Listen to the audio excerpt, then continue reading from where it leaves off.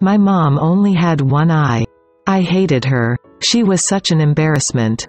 She cooked for students and teachers to support the family. There was this one day during elementary school where my mom came to say hello to me.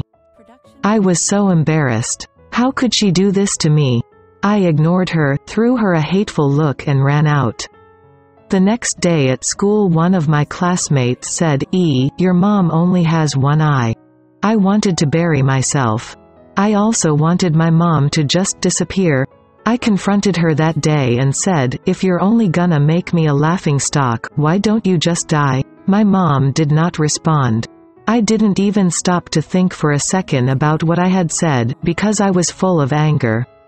I was oblivious to her feelings. I wanted out of that house, and have nothing to do with her.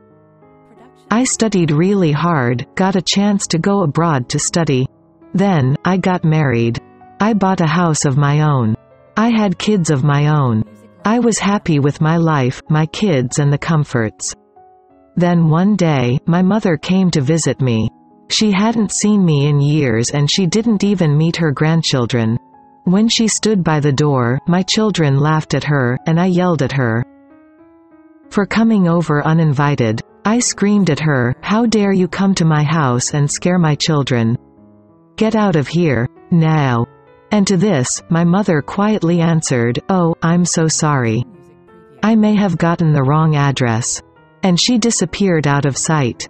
One day, a letter regarding a school reunion came to my house. So I lied to my wife that I was going on a business trip. After the reunion, I went to the old shack just out of curiosity. My neighbors said that she died. I did not shed a single tear.